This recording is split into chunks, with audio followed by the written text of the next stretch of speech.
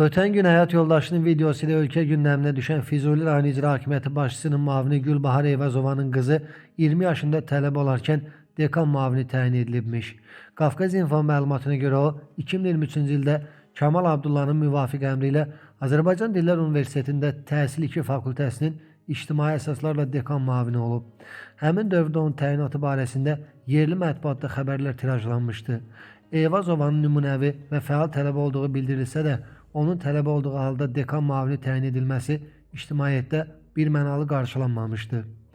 ADU-dan sorğumuza cavab olaraq bildirildi ki, Jale Eyvazova fəal tələbə olduğu və qiymətləri yüksək olduğu üçün 2023-cü ildə ictimai əsaslarla dekan müavini təyin olunmuşdu.